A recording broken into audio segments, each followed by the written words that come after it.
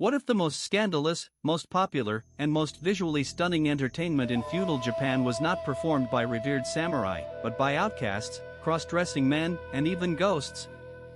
Tonight, you will discover the explosive origins of Kabuki, Japan's theatrical madness.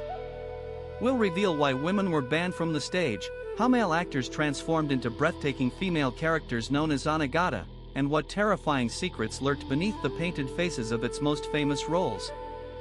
Imagine, for a moment, you are standing in the bustling streets of Edo, Japan's ancient capital, in the early 17th century. The air is thick with the smell of charcoal and street food, the sound of wooden clogs on cobblestones fills your ears. You push through a crowd, drawn by the rhythmic thrum of drums and the piercing call of a flute.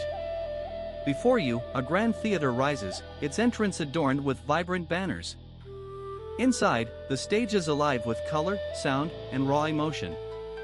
A lone figure, dressed in opulent silks, freezes mid-action, eyes wide, jaw set in a dramatic pose known as a mia, holding the audience spellbound.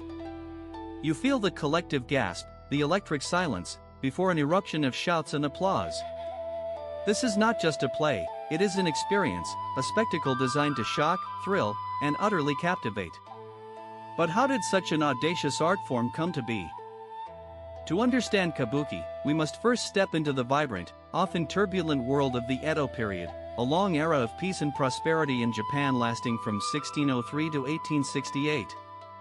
This was a time when Japan was ruled by the shogun, its supreme military leader, who held more practical power than the emperor, similar to how a powerful prime minister might eclipse a monarch in some European nations. The shogun had just unified a war-torn country, bringing an end to centuries of brutal civil strife. With stability came a flourishing urban culture, especially in the great cities like Edo, Kyoto, and Osaka. While the samurai, Japan's warrior class, maintained their rigid code of honor, the common people, merchants, artisans, and farmers, began to thrive. They craved entertainment, something to reflect their new prosperity in their everyday lives, something lively and dramatic, far removed from the refined, often slow-paced performances of the aristocratic no theater. Think of it like the rise of Shakespeare's Globe Theatre in Elizabethan England, catering to all classes with its bold, accessible stories, but in Japan, this new form of entertainment would push boundaries far beyond anything seen in Europe. It was born from the streets, for the streets. But who dared to create such a sensation, and what made it so controversial? The spark that ignited Kabuki theater came from an unlikely source, a woman named Izumo no Okuni, a shrine maiden from Kyoto. Around the year 1603, she began performing provocative, often comedic dances and skits in the dry riverbed of Kyoto, blending sacred traditions with secular entertainment. Her performances were an instant sensation, drawing massive crowds with their bold costumes, energetic movements, and often suggestive themes. Imagine a combination of street performer, pop star, and burlesque artist, all rolled into one charismatic figure. Okuni's success led to the formation of all-female troupes, and Kabuki, meaning singing and dancing art, exploded in popularity. But here is the part nobody talks about. The very success of these female performers became their undoing. In 1629, the ruling shogunate, Japan's military government, issued a decree banning women from the stage entirely, deeming their performances too scandalous and morally corrupting. The ban, however, only fueled the demand. Young male actors, known as wakashi kabuki, then stepped into the void, often playing both male and female roles. But history, it seems, repeated itself. These young men, too, became objects of public fascination and scandal, leading to yet another ban in 1652. With both women and young men forbidden, the future of this nascent art form hung precariously in the balance. Would Kabuki disappear, or would it find a new, even more daring way to survive? The answer arrived in the form of adult male actors, known as Yaro Kabuki, who permanently took over the stage.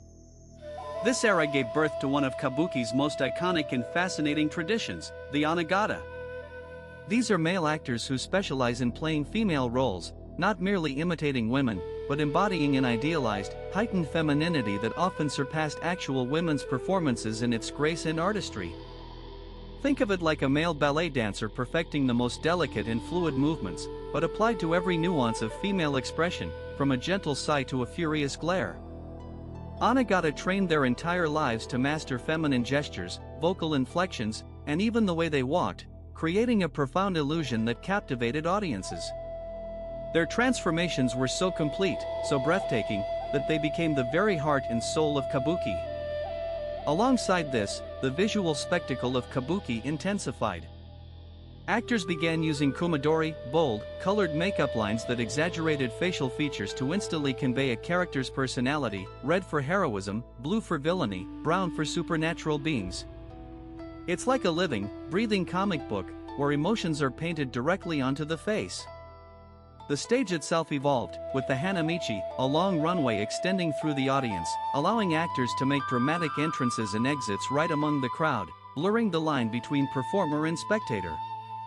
But what kind of stories did this extraordinary theater tell, and how did it keep audiences on the edge of their seats for hours?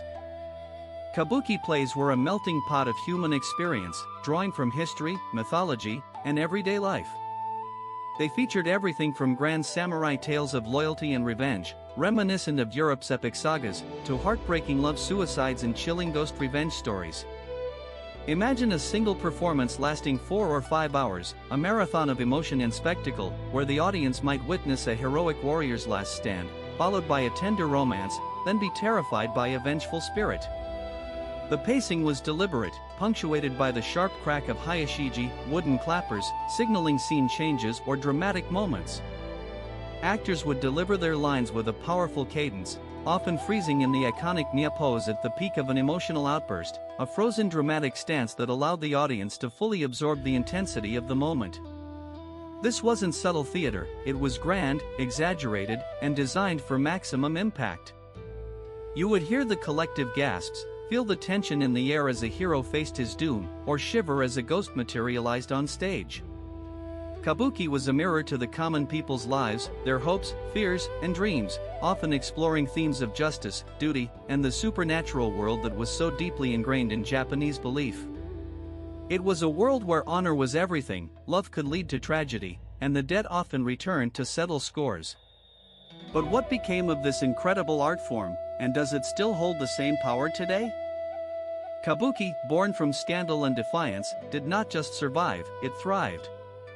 For centuries, it remained the most popular form of entertainment for Japan's common people, adapting and evolving with the times. Today, Kabuki is recognized globally as a UNESCO intangible cultural heritage, a living testament to Japan's rich artistic legacy. It continues to be performed in grand theaters across Japan, attracting both traditionalists and new generations of fans. The onnagata still captivate audiences with their profound artistry, and the dramatic makeup and elaborate costumes remain as striking as ever. Its influence can be seen in everything from modern Japanese manga and anime to international theater and film. The spirit of Kabuki, its bold storytelling, its visual splendor, and its raw emotional power, continues to resonate. It reminds us that art, at its core, is about pushing boundaries, challenging norms, and reflecting the human experience in all its messy, magnificent glory. What began as a provocative dance by a shrine maiden transformed into a timeless tradition, proving that true artistry can overcome any ban, any obstacle, and endure for centuries. What other hidden gems of Japanese history are waiting to be uncovered? Join us next time as we delve into another fascinating chapter. And if you enjoyed this journey into the world of Kabuki, make sure to hit that subscribe button and ring the notification bell for more incredible stories from Japan's storyteller.